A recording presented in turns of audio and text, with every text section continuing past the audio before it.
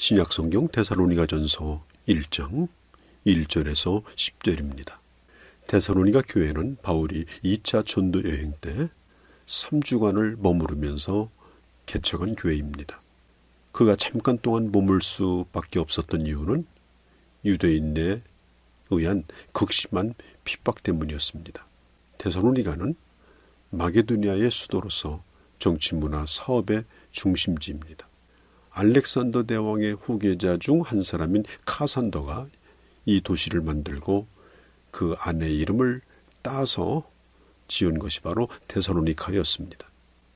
이 도시의 대부분은 마게도니아와 헬라 사람이었지만 소수의 유대인이 있었고 그리고 회당도 있었습니다. 3주 동안의 짧은 기간 하나님의 말씀을 전했습니다. 그렇지만 그들은 우상을 버리고 믿음의 뿌리를 깊이 내렸고 뿐만 아니라 아가야와 온 마게도니아 지방에 아름다운 소문을 내는 교회가 되었습니다. 바울이 데살로니가를 떠나 나올 때 거기에 남겨두고 온 성도들로 인해서 바울은 늘 가슴에 맺힌 것이 있었습니다.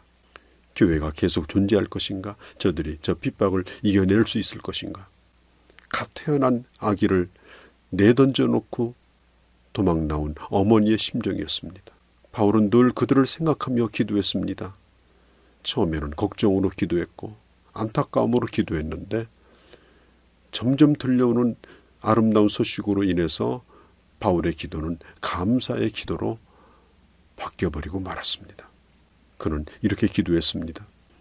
2절에 너희 모두로 말미암아 항상 하나님께 감사하며 기도할 때 너희를 기억했다.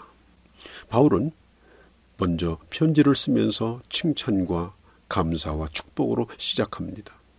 하나님께 감사했다. 내가 기억하고 있었다.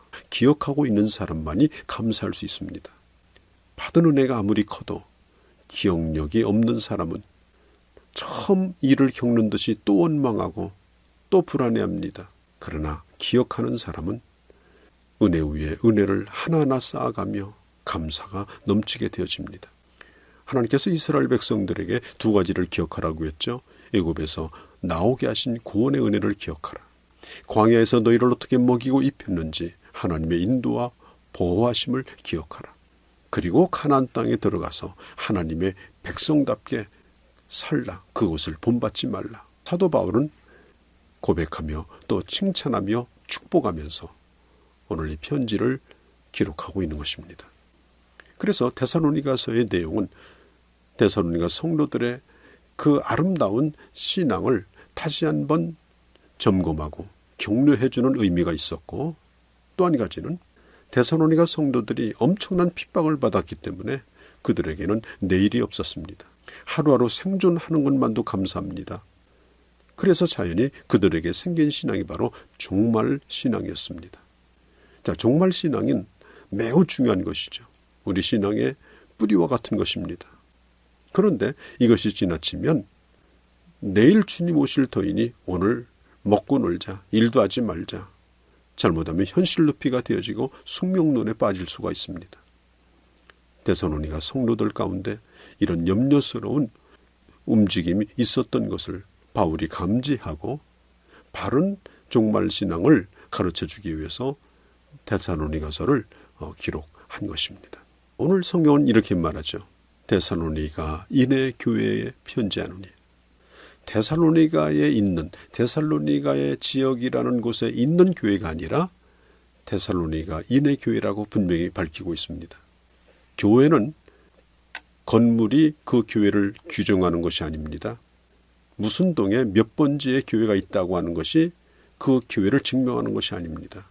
그 교회에 누가 살고 있느냐, 어떤 사람이 그 교회에 존재하고 있느냐, 사람이 중요한 것입니다. 그래서 바울도 데살로니가 인해 교회라고 부른 것입니다. 바울은 은혜와 평강을 그들에게 기원하고 있습니다. 은혜는 하나님이 거저주신 무한한 하나님의 축복이요. 또 그 은혜를 깨달은 사람 속에 임하는 하나님의 축복이 바로 평강인 것입니다. 자, 바울은 데살로니가 성도들을 생각하면서 감사했던 세 가지를 구체적으로 밝히고 있습니다. 그것은 바로 데살로니가 성도들의 믿음과 소망과 사랑입니다. 믿음, 소망, 사랑은 우리가 잘 간수해야 될, 늘 빛나도록 잘 간수하고 또 지켜야 될 보배인 것입니다. 소중한 보배를 아무데나 갖다 던지고 확인도 하지 않고 점검도 하지 않는 그런 사람은 없습니다. 데살로니가 성도들의 믿음이 소문이 났습니다. 그래서 감사했습니다. 어떻게 소문이 났는가? 역사가 있는 믿음이었습니다. 움직이는 믿음이었습니다. 여기서 역사라고 하는 말은 히스토리, 이야기가 아니고 일을 의미합니다. 믿음에는 행동이 있어야 합니다. 액션이 따라와야 합니다. 말로만 하는 믿음은 안 됩니다. 행하는 믿음이어야 합니다. 많이 아는 것이 자랑이 돼서는 안 됩니다. 실천해야 됩니다. 아는 바를 실천하는 것이 바로 능력인 것입니다. 데살로니가 교회는 역사가 있는 그런 믿음이었습니다. 또 데살로니가 교회 성도들의 사랑은 어떤 사랑이냐? 나긋나긋하고 분위기 좋은 그런 사랑이 아닙니다. 또 그들의 사랑은 나는 사랑받기 위해 태어났다라고 노래하는 그런 사랑이 아닙니다. 사랑받기 위해서 태어난 것이 아니라 이미 사랑을 받은 자라는 데서부터 시작되는 것입니다. 이미 받은 사랑이 너무나 큽니다. 그 사랑만 가지고도 과분합니다. 그리고 그 사랑을 가지고 사랑을 실천하는 것입니다. 진정한 사랑에는 수고가 있는 것입니다. 피와 땀과 눈물이 있는 것입니다. 그리고 소망이 있었습니다. 데살로니가 성도들의 소망은 어떤 소망이냐? 끝까지 인내할 가치가 있는 소망이었습니다. 이것은 막연한 기다림이 아니었습니다. 그 소망의 주인이 누구냐? 바로 예수님이십니다. 예수님은 교회의 소망입니다. 예수님은 우리의 소망입니다. 또 한 가지는 예수님께서 이 땅에 다시 오시겠다고 하는 주님의 그 재림의 약속이 소망입니다. 그래서 언제 주님 오시든지 부끄럽지 아니한 자로 주님을 만나기 위하여 오래도록 인내하며 고난 가운데서도 이 세상을 본받지 않고 자기의 성결함을 지켜나갈 수가 있는 것입니다. 데살로니가 교회는 이런 믿음, 소망, 사랑이 아가야와 온 마게도니아에 소문이 났습니다. 이걸 생각하며 사도 바울이 늘 하나님 앞에 감사하며 기도하였던 것입니다. 또 사도 바울은 계속해서 이렇게 말하고 있습니다.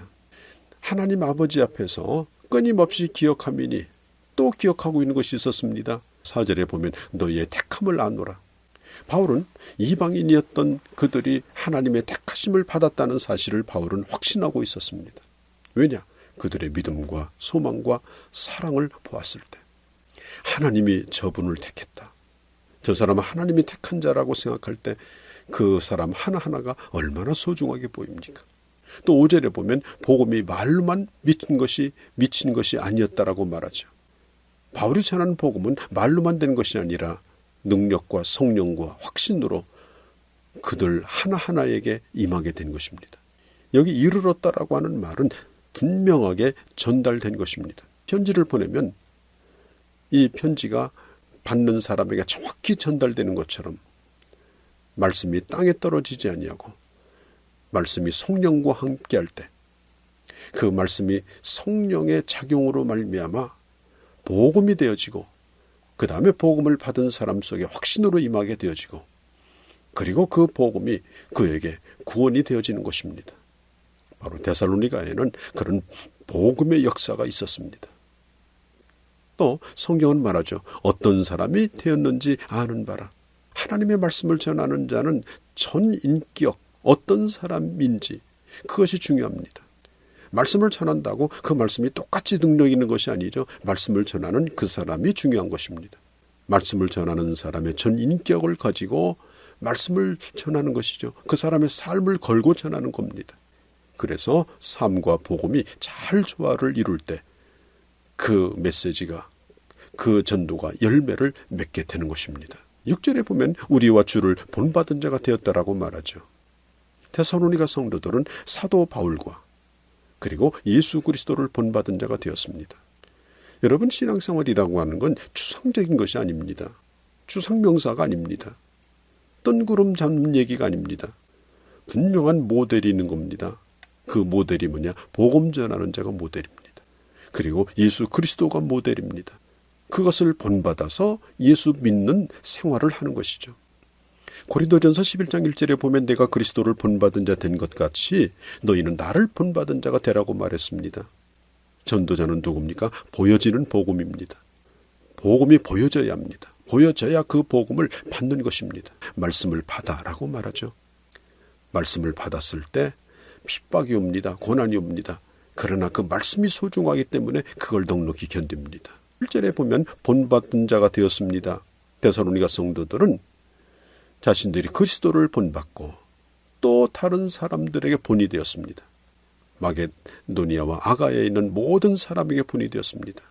그리고 8절에 복음이 퍼져나가기 시작합니다. 여기서 퍼진다라고 하는 말은 울려 퍼지고 파장을 일으켰다는 뜻입니다. 산울림처럼 천둥처럼 골짜기와 봉우리와 온 동네를 복음의 파장으로 덮어버린 것입니다. 그때 변화가 일어났습니다. 오늘 데살로니가에 임한 그 역사를 우리는 기대합시다. 수천만 지나가도 엄청난 영향력을 끼치는 그리스도의 사람이 됩시다. 그런 교회가 됩시다. 그래서 그로 말미암아서 한없는 보람과 기쁨으로 그들을 위해서 기도하며 또 확신을 가지고 오늘도 주의 복음을 전하는 그러한 주의 사람들이 될 수 있기를 진실로 바랍니다.